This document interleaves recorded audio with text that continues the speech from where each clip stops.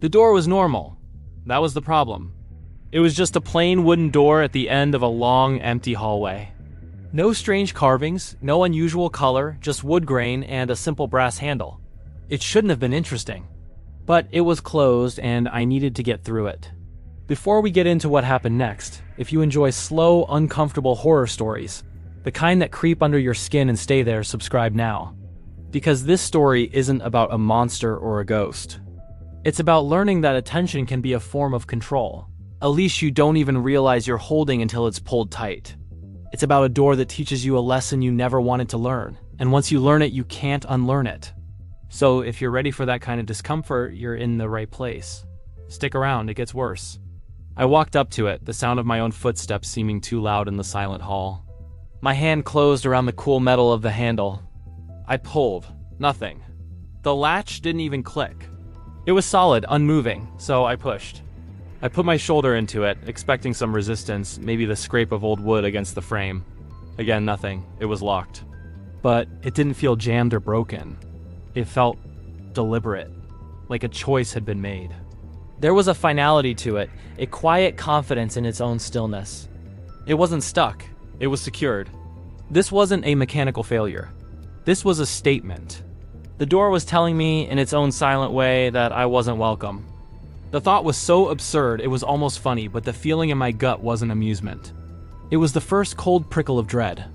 Frustrated, I stepped back from the door. What was I supposed to do? I pulled out my phone, thinking maybe I could call someone, though I had no idea who.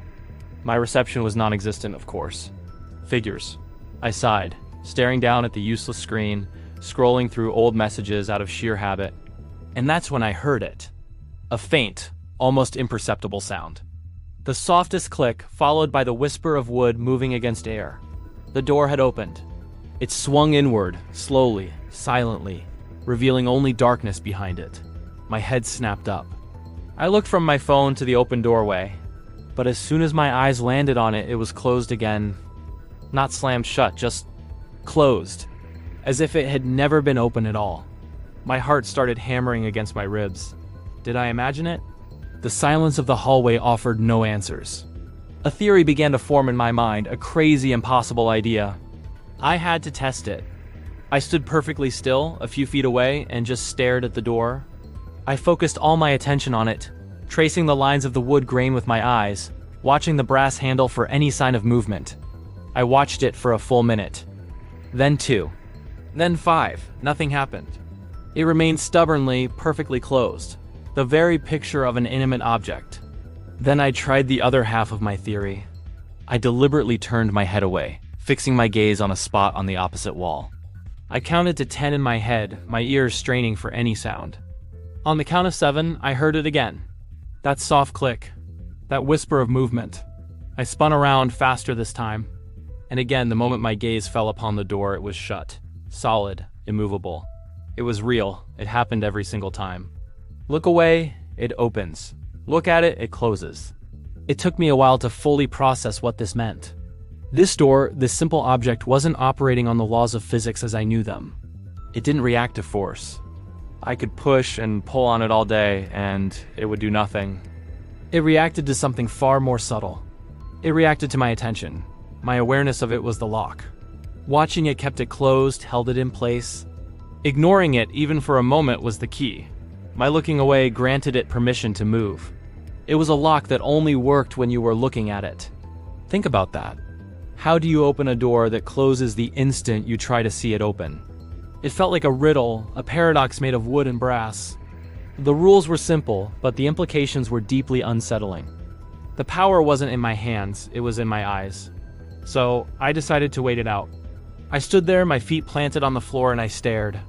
I resolved not to look away, not even for a second. My eyes were fixed on the handle, waiting for the slightest tremor. Minutes stretched into what felt like an hour. My eyes started to burn. The hallway was silent still. Nothing happened. The door was patient. It could wait forever. But I couldn't. My eyes watered, blurring the image of the wood grain. I blinked. It was an involuntary split-second reflex. Just a single, quick blink. But it was enough. In that fraction of a second when my vision was obscured, I saw it. Or rather, I felt it, a flicker of movement in my peripheral vision. My eyes snapped open, and the brass handle was no longer horizontal. It was turned, angled down, as if a hand had just released it. The door itself was still closed, but it had tried. In the blink of an eye, it had tested its freedom.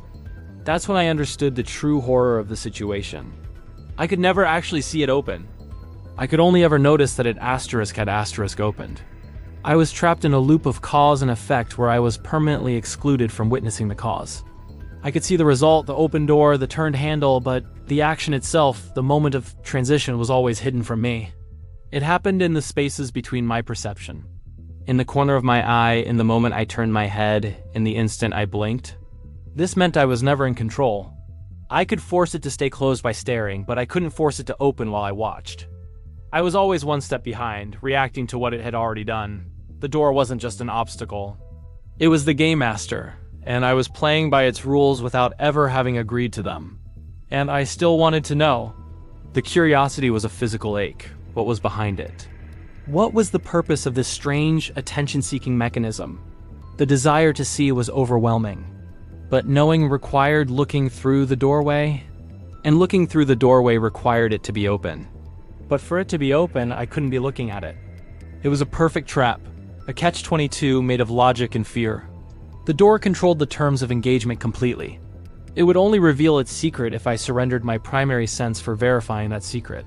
It was asking for an act of pure faith, a complete relinquishing of control. To see what was on the other side, I had to accept that I would be walking in blind, trusting that what I heard was real, even when my eyes told me otherwise. The price of knowledge was ignorance. I made my final mistake. I decided to commit. I turned my back on the door completely. No quick glances, no peeking over my shoulder. I faced the long, empty hallway I had come from, my back to the mystery. My heart was a drum against my ribs. I closed my eyes and started counting my breaths. Inhale, 1. Exhale, 1. Inhale, 2. Exhale, 2. I tried to focus only on the air filling my lungs, on the sound of my own breathing. I listened, and on the 5th breath, I heard it. Not the soft click from before, but the full, resonant sound of the latch releasing. A deep groan of old wood swinging open on its hinges. It was wide open, I knew it. The air behind me felt different, colder. The acoustics of the hallway changed. It was open, and I just stood there. I didn't turn around, because in that moment of triumph, a much worse realization washed over me. Once a door like that opens for you, you don't actually need to go through it. It doesn't need you to enter. It already knows you were willing, and that's all it ever wanted. Some things in this world don't resist force. They don't break when you push them. They resist attention.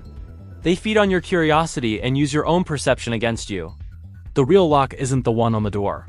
It's the one in your mind. If this story made you feel even a little bit unsettled, a little more aware of the things you can't see, then like the video to let me know.